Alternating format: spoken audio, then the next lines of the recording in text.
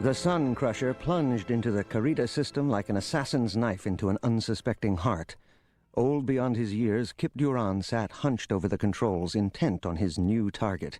With the might of the superweapon, as well as powerful techniques his spectral mentor Exar Kun had taught him, Kyp would extinguish all threats against the New Republic.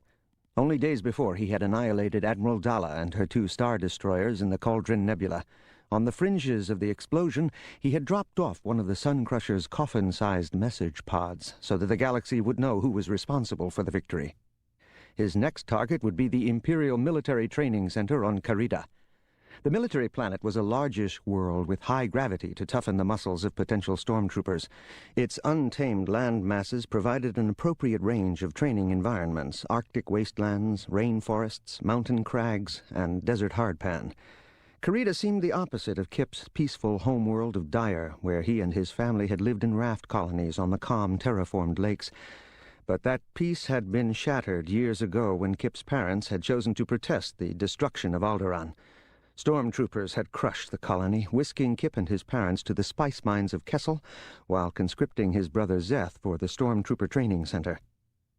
Now, as he orbited the military planet, Kyp's face bore the tight, hardened look of a person who has been through the raging fire of his own conscience.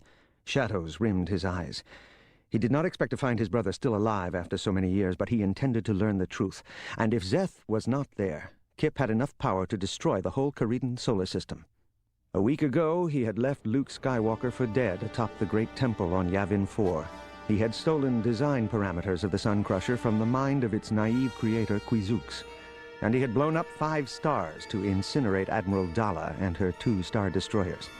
Since that awesome victory, Kyp's obsession had gained momentum, and he had set out on a hyperspeed course toward annihilating the Empire.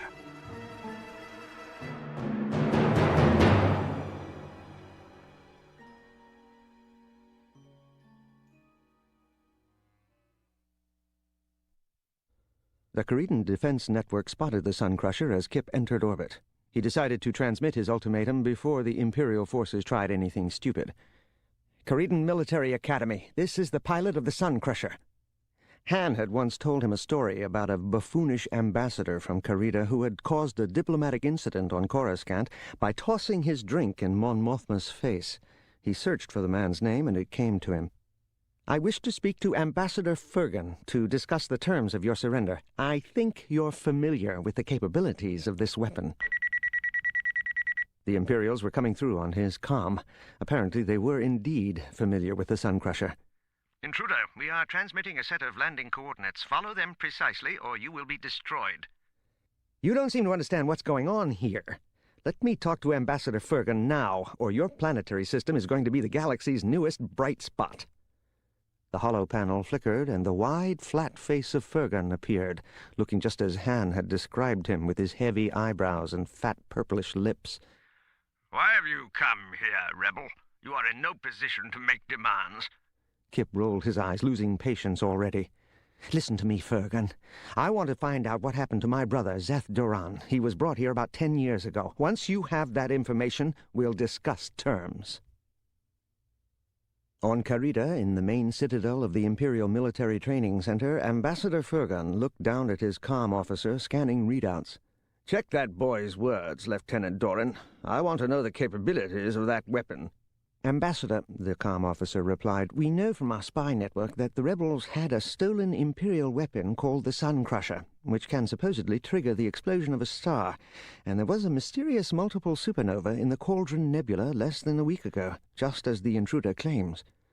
Fergan felt a thrill of anticipation.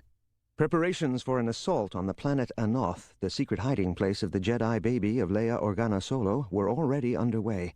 If he could get his hands on the Sun Crusher and the Jedi baby, a young, malleable replacement for the Emperor, he would have more power at his disposal than any of the squabbling warlords in the core systems.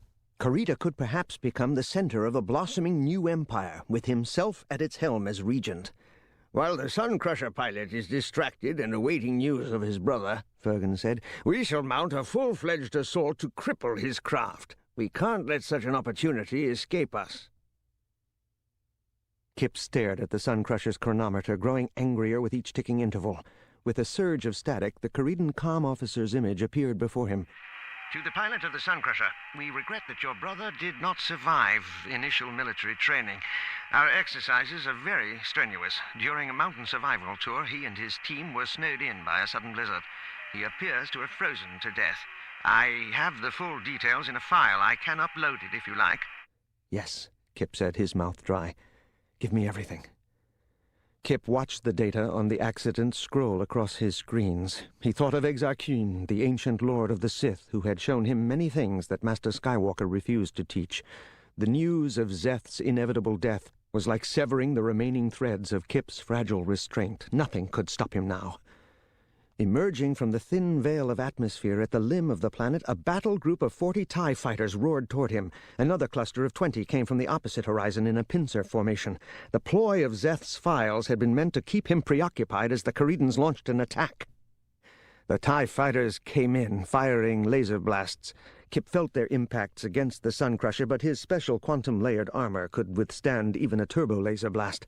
One of the TIE pilots contacted Kyp. We have you surrounded. You cannot escape. Sorry, I'm fresh out of white flags. Kyp used his sensors to track the lead TIE fighter which had sent the message. He targeted with his defensive lasers and strafed the ship. The TIE ship broke apart in a flower of white and orange flame. The wall of anger rose and strengthened in him. He had already given more warning than the Caridans deserved. Kyp had stated his ultimatum, and Fergan had sent out attack ships. Additional fighting was not worth his time. He had a bigger target. 2 fast TIE interceptors streaked after him as he pulled out of planetary orbit and set a course for the star at the heart of the system. The only damage they could possibly do to the Suncrusher would be to take out its tiny laser turrets. Kyp paid the pursuing Imperials no heed. He could think of nothing but Zeth. The only way for Kyp to cauterize the memory of his brother's death was to purge the entire planet with fire. He activated the firing systems for his resonance torpedoes.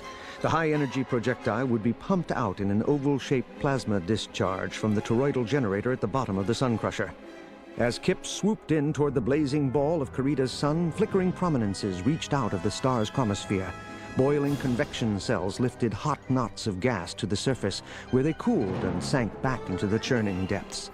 Dark sunspots stood out like blemishes. He sighted on one of the black spots, as if it were a bullseye. Kyp primed the resonance torpedo and spared a moment to glance back. His TIE pursuers had split off, unwilling to come so close to the glaring sun. Fail-safe warning systems flashed in front of Kyp, but he disregarded them. When the control system winked green, he depressed the firing buttons and shot a sizzling blue-green ellipsoid deep into Karida's sun.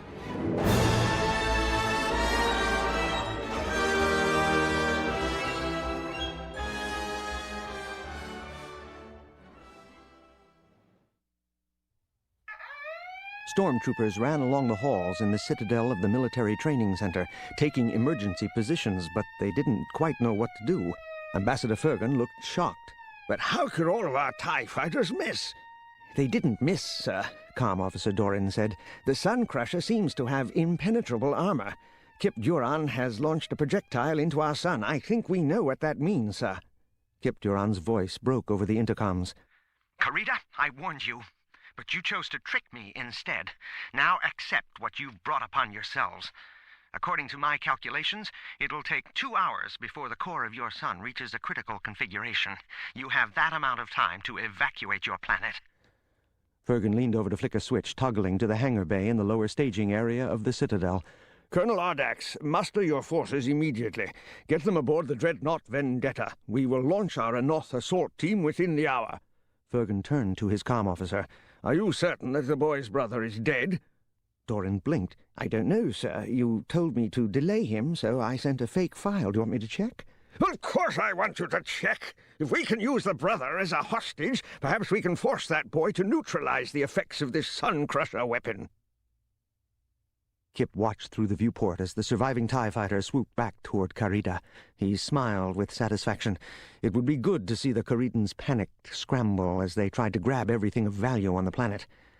He watched the streams of ships launch away from the main training citadel until there were only 27 minutes before the shockwaves struck.